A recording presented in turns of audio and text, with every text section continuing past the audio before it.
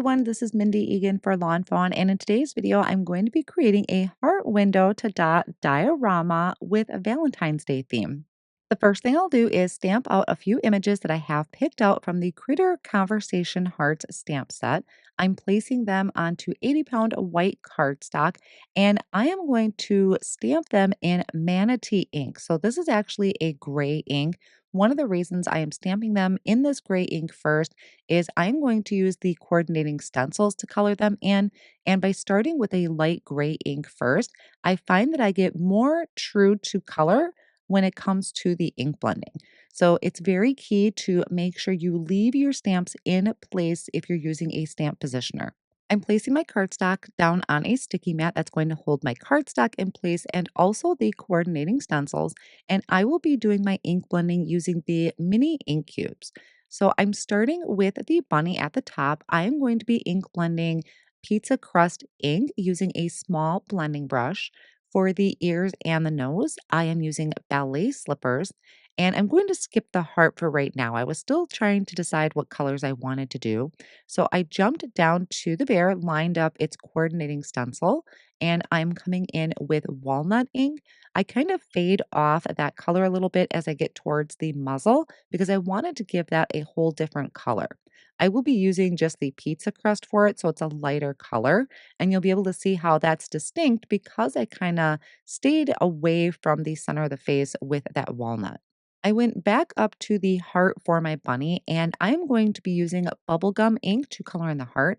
I like to go around the outer edges and then blend in towards the center and have it get a little lighter as I get in the center. That just gives the heart a little bit more dimension. And I'll do the same thing for the bear.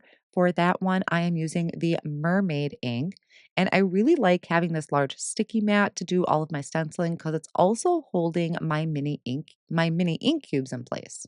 Next, I'm going to color in the fox. And for the fox, I'm actually skipping the first part of the stencil, which is around the eyes and the tail. I'm just going to leave that white as the cardstock. But for the rest of the body, I started with a fake tan. I thought that was just a little bit too orange. So I'm going to bring in pumpkin spice, which has a little bit more red tone to it. Then I'm going to use ballet slippers for the little bit that is in the ears and I think the nose. So really actually what's left on your blending brush would probably work for this too. You really wouldn't even need to get your ink pad back up. Then I'm going to do the heart.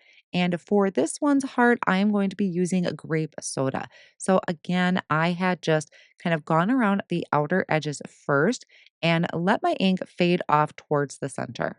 So, as I mentioned, I had started with the manatee ink, which kind of gives it a no line look, but I am going to stamp the black lines back over the top. And this is just kind of a fail safe for me because sometimes I find with the lighter colors like the blue or the pink, I might not wait for the black ink to dry if I had started with black ink. So, by using the gray, I am kind of preventing any smearing and really getting that true pink and blue coloring.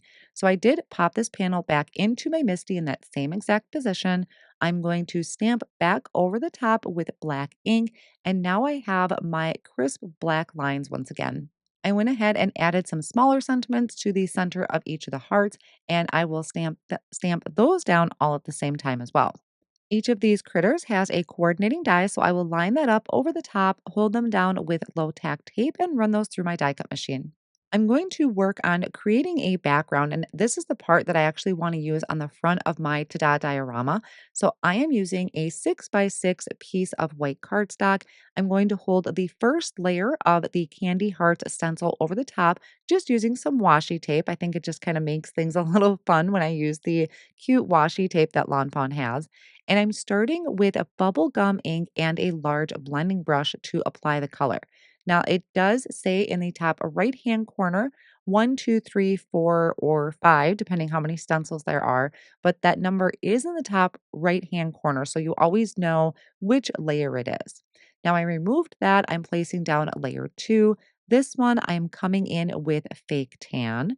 And then I'm going to come in with layer three, which is some more candy hearts. And I am using sunflower for this. So these colors are all matching up with the colors that I used for my critter conversation heart images that I had done. After this stencil, we have the fourth layer, which is going to be adding words over the top of our hearts.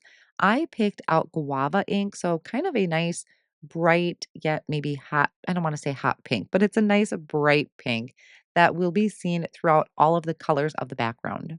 And then the last layer of the stencil, which I think is my favorite and just pulls everything together. This colors in the background, but also gives all of the hearts a white outline. And I absolutely love that look. So for this background, I am using mermaid ink. So now I have a complete 6x6 panel. I'm going to set that off on the side for a minute and start working on putting together my ta-da diorama. First, I'll take my main die piece and die cut it from white cardstock, which is going to be my backer, and tomato cardstock, which is going to be where I create the window. I also have the different tiers for the inside of my ta-da diorama and also the sleeves that I'll be creating for my window. So those are all die cut out of white cardstock. I'm taking the tomato cardstock, and here I have the ta-da diorama heart window add-on. I'm centering that on the tomato cardstock, run that through my die cut machine, and now I have my heart window. And then I have the white cardstock for the background, which I hadn't fully decided what I was going to do with that yet. So these two pieces that I have, it's going to create three panels on that one piece of cardstock. And the scored lines are provided by the die. This is going to be our interactive portion. So you have three score lines. There's going to be one area that's a little bit larger than the other. What you'll do is you're going to take these dies that kind of look like a foot.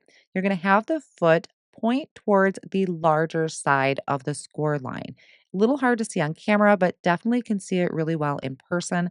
So that die, that foot die, is going in the center section, and the foot will point towards the larger side of the panel. And that's going to create our slits or our slots for our tiers for inside of that diorama. I wanted these candy hearts to be on the front window. So I wanted this to be behind that heart window when they open it. So what I'm going to do is I'm going to trim this to be 2 1/4, and it's going to be just under 3 1/4 inches that that front panel measures. So what I did is I first cut it to 3 1/4, which is going to be just a little bit too big, but we can trim it off. So I trimmed that into one long strip of 3 1/4, and then I cut that down to 2 1/4. So now these fit perfectly. They're going in the right direction. And then it also is going to be perfectly split. So when they line up next to each other, it's going to look continuous. I added tape runner to the side of the panel that is the biggest. So you'll have your score lines there. I already had folded them down, and you're going to add one of these panels to the top of your folded area. Now I'm making sure to line that up perfectly. I know on the other side when I flip that over, there's going to be a little bit of overhang. I'll trim that off in a moment. But again, on the other side, adding tape runner to that largest panel, adding my ink blended background to that, and then I'll take my scissors and trim it down. You want to make sure these are trimmed down really, really well. Otherwise, it's not going to fit into our little sleeve that we're going to create. So now I have these two panels. This is what's going to be opening and closing. And once I line them up next to each other, you can see what a fun continuous scene that is. You can barely see the line that actually separates them. Now I'm going to grab my heart window. I flipped it over to the back. We're going to grab these two strips that have the notch cut out of them.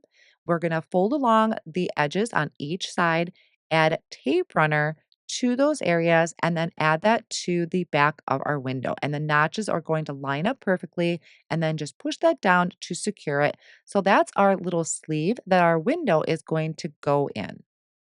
Now, before I get too far, I need to decide what I'm going to have in the background, and I landed on the Spiffy Speckle paper pack. And this is kind of that shade of pink I thought looked really well with the project. So I die cut that out using the main panel in the Tada diorama set. I have my two tiers here that I'm just going to ink blend on using some celery stick ink. Doesn't have to be perfect. There's not a lot of this it's that you're going to see. I just needed it for kind of a grounding point. And we're going to take those edges and just fold them over. They're going to be little tabs. We're going to fold those over. Those are going to be our stoppers once we put these through the slits in our ta-da diorama. I'm going to add a tape runner to the back of my Spiffy Speckles paper, and I'm going to add this over the top of the white cardstock piece that I die cut out. Now I can start attaching my interactive piece. So the pieces that have these stenciled panels on them, there is going to be kind of a skinny strip there that we're going to add our tape runner to. It's going to be on the opposite side of our stencil, and it's going to be the only panel that's left that doesn't have anything done to it. So I'm adding tape runner to it. I'm lining that up with the edge of my background piece and centered in between the stitched line. So that's going to be creating kind of our doorway. Now, the tiers that we created just by applying some celery stick ink over the white cardstock, we are going to take those tabs, fold them over, and slide them into those slots that we created with the die earlier. Now, once we pull that through, we can then open the tabs, and that's going to be our stopper. So I have two of them that I'm doing, and I'll repeat the same steps for each. The next part is going to be sliding our doorway through our sleeves that we created on the back of our window, which will make sense here in a second. So I'm taking that panel, I kind of opened it up. I'm actually going to flip it over. I found it easier to slide these in. You really want to make sure you have those cut down to the right size because remember, I added the stencil panel over the top. So it did add a little bit of extra bulk. You may even want to add a double-sided tape instead of tape runner when you're attaching the sleeves on the back of your window so it doesn't pull up because that extra cardstock does add just a little bit of bulk. So I made sure that everything was trimmed down and slid into those sleeves. So now we have this really cute, almost kind of looks like a candy box because of the red cardstock and because of that stencil background. But now we have this adorable window to our scene. And I just love that heart stencil. The decorating on the inside, I'm going to keep really simple. I'm just going to take my three critters that I did earlier. I wanted the bunny to be in the front because I think he's my favorite. I'm just adding a little bit of tape runner down to the bottom of each of the critter, and then I'm adding them into those tiers that I created. So there the bunny is on the front one, and then I have the bear and the fox in the background. I did put them fairly center because I didn't want them to get in the way of when we open and close it. Also on the Tada Diorama die set is some clouds, and instead of using the outline of the cloud, I'm actually using the negative piece of it. I thought that just kind of added a little bit of something to the background so it wasn't just a plain pink. And then the last thing I need to do is just add my sentiment. I am using a sentiment from the Simply Celebrate Hearts stamp set. I'm going to stamp that down onto 80-pound white cardstock using a black ink. You could also heat emboss this maybe on ballet slippers. I think would be really cute to have those contrasting colors on the front of our Tada diorama. And then I'm going to use the Everyday Sentiment banner to die cut that sentiment out. I created a card base for this, and I have a piece of cardstock that was 6 inches by 4.5, and I scored it at 3 inches. Now, this is a little bit smaller than the actual Tada diorama, but it's still going to work. I'm going to add a tape runner to the front panel of that card base, and then I'm actually centering it on the back of my Tada diorama. So it's really just a place to write a special message. It wasn't really meant for it to stand up because the Tada diorama itself stands up. It doesn't really need the card base to do that. I just thought having the card base there was a great way to add an additional message. And then I'm finishing this off with the sentiment banner. I added thin foam squares on both sides, kept the foam squares away from the window so it didn't close my door on me. And now we have this adorable Tada diorama where we have the candy hearts on the front as our door panels, and then these cute little critters in the inside with their special message. Another tip, if you decide to decorate it like I did using the Candy Hearts stencil on the front, is maybe add a little bit of anti-static powder to the top and bottom of your panels because then that way it might help it slide a little bit better. I love creating these fun window interactive scenes. I hope you enjoyed today's card project. Thank you so much for joining, and I'll see you again next time.